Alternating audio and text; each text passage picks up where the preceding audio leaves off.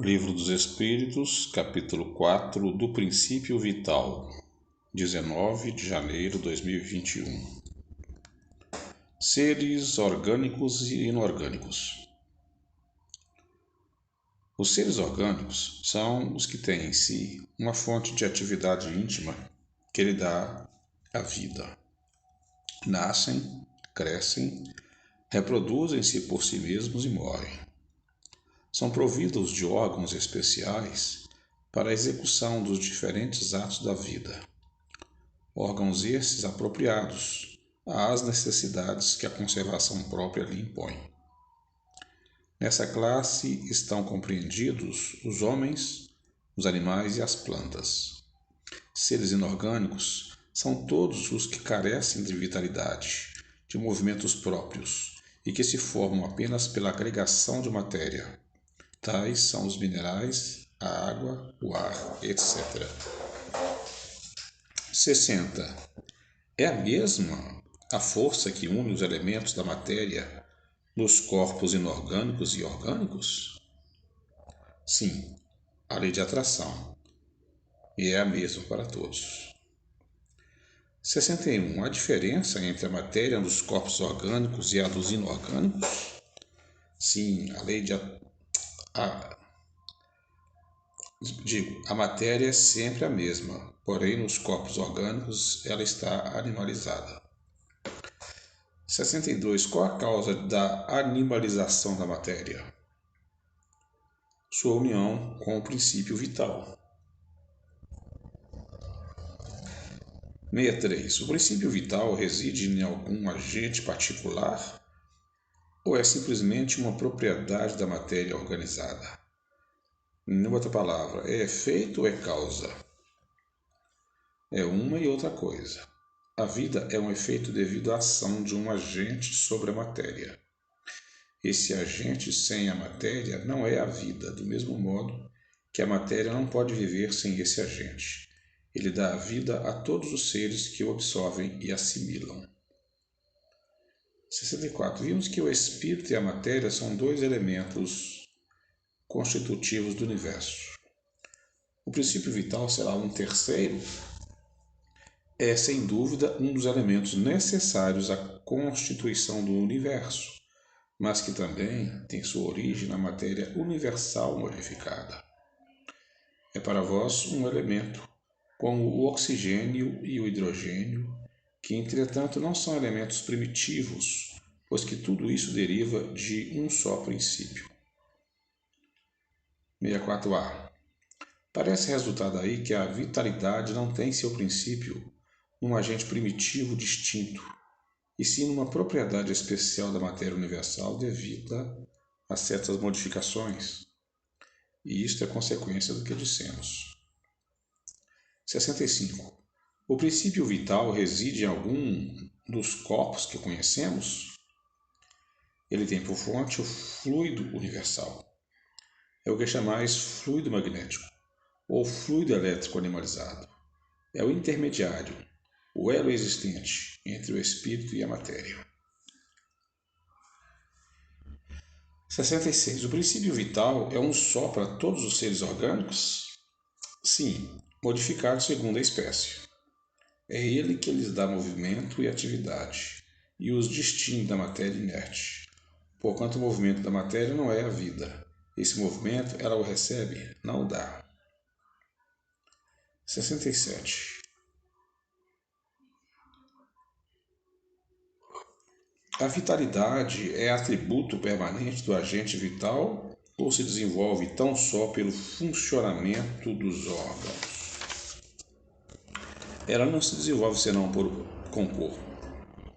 Não dissemos que esse agente, se a matéria não é a vida, a união dos dois é necessária para produzir a vida.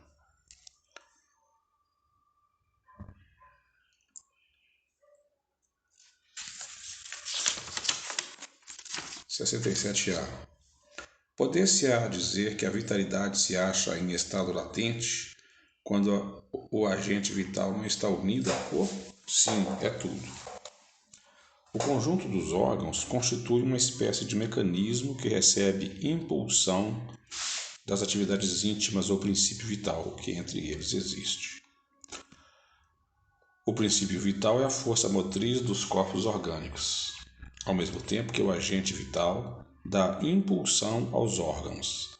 A ação destes entretém e desenvolve a atividade daquele agente, quase como sucede com o atrito que desenvolve o calor.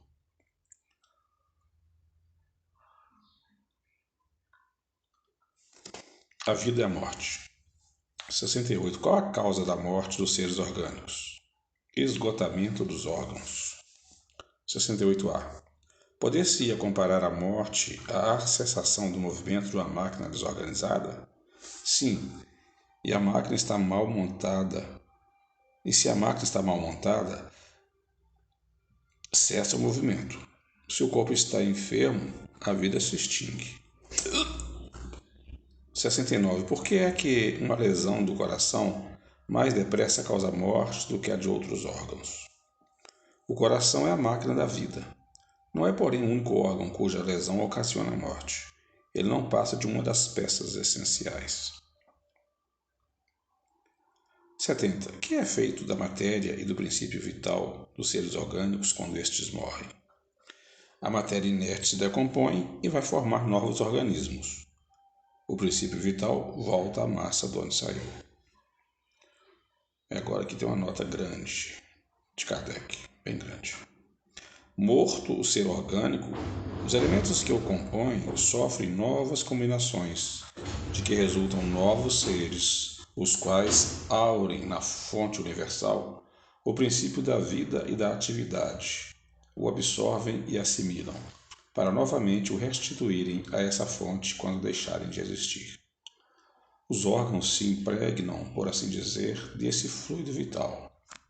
E esse fluido dá a todas as partes do organismo uma atividade que as põe em comunicação entre si nos casos de certas lesões e normaliza as funções momentaneamente perturbadas.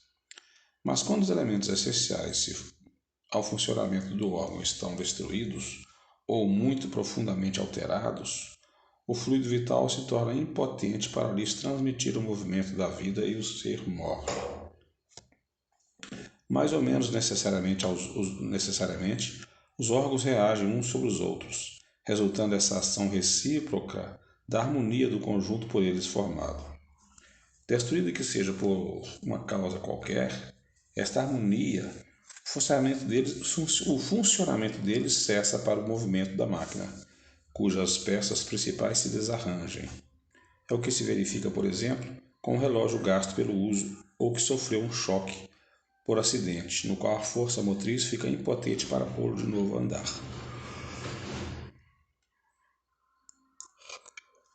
Num aparelho elétrico temos imagem mais exata da vida e da morte. Esse aparelho, como todos os corpos da natureza, contém eletricidade em estado latente. Os fenômenos elétricos, porém, não se produzem senão quando o fluido é posto em atividade, por uma causa especial.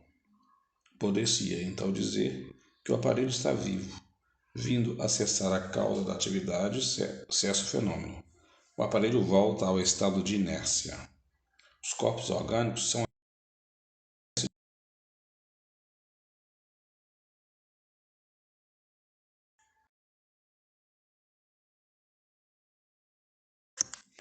No aparelho elétrico, temos imagem mais exata da vida e da morte. Esse aparelho, como todos os corpos da natureza, contém eletricidade em estado latente.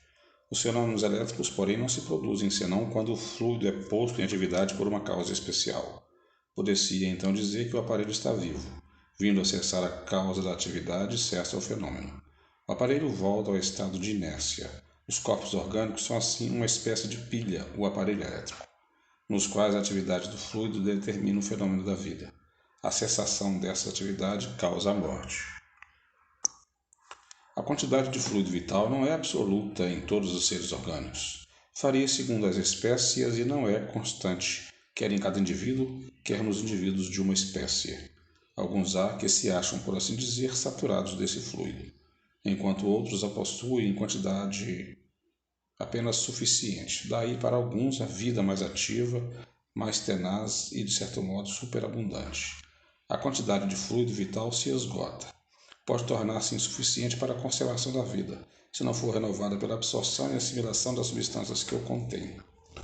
O fluido vital se transmite de um indivíduo a outro. Aquele que o tiver em maior porção pode doar a um que o tenha em menos e, em certos casos, prolongar a vida prestes a extinguir-se. Inteligência e instinto. 71. Inteligência é atributo do princípio vital? Não, pois que as plantas vivem e não pensam, só têm vida orgânica. A inteligência e a matéria são independentes, porquanto um corpo pode viver sem a inteligência, mas a inteligência só por meio dos órgãos materiais pode se manifestar. Necessário é que o espírito se una à matéria animalizada para intelectualizá-la. Nota: a inteligência é uma faculdade especial peculiar a algumas classes de seres orgânicos e que lhe dá, com o pensamento, a vontade de atuar, a consciência de que existem e de que constituem uma individualidade, cada um assim, como os meios de estabelecerem relações com o mundo exterior e de proverem as suas necessidades. Pode distinguir-se assim: primeiro, os seres inanimados, constituídos só de matéria, sem vitalidade, sem inteligência, são os corpos brutos. Segundo, os seres animados que não pensam, formado de matéria e dotados de vitalidade, porém destituídos de inteligência. Terceiro, os seres animados, pensantes, formados de matéria, dotados de vitalidade, tendo a mais um princípio inteligente que lhe outorga a faculdade de pensar. 72. Qual a fonte da inteligência? Já o dissemos, a inteligência é universal. 72a. Pode-se dizer que cada ser tira uma porção da inteligência da fonte universal e a assimila, como tira e assimila o princípio da vida material? Isso não passa de uma simples comparação, todavia inexata, porque a inteligência é uma faculdade própria de cada um e constitui a sua individualidade moral. Ademais, como sabeis, há coisas que ao homem não é dado penetrar, e esta por enquanto é deste número. 73. O instinto independe da inteligência? Precisamente não, por isso que o instinto é uma espécie de inteligência. É uma inteligência sem raciocínio. Por ele é que todos os seres provêm as suas necessidades de sobrevivência. 74. Pode estabelecer-se uma linha de separação entre o instinto e a inteligência, isto é, precisar exatamente onde um acaba e começa o outro? Não, porque muitas vezes se confundem. Mas muito bem se pode distinguir os atos que decorrem do instinto dos que são da inteligência. As faculdades instintivas diminuem à medida que crescem as intelectuais? Não. O instinto existe sempre, mas o homem despreza. O instinto também pode conduzir ao bem, e ele quase sempre nos guia, e algumas vezes com mais segurança do que a razão. Nunca se transvia. 75a. Porque nem sempre é guia infalível a razão. Seria infalível se não fosse falseada pela má educação, pelo orgulho e pelo egoísmo. O instinto não raciocina. A razão permite a escolha e dá ao homem livre-arbítrio. Nota para fechar o capítulo. O instinto é uma inteligência rudimentar, que difere da inteligência propriamente dita, em que suas manifestações são quase sempre espontâneas, ao passo que os da inteligência resultam de uma combinação e de uma autodeliberação. O instinto varia em suas manifestações conforme as espécies e as suas necessidades. Nos seres que têm a consciência e a percepção das coisas exteriores, ele se alia à inteligência, isto é, à vontade e à liberdade.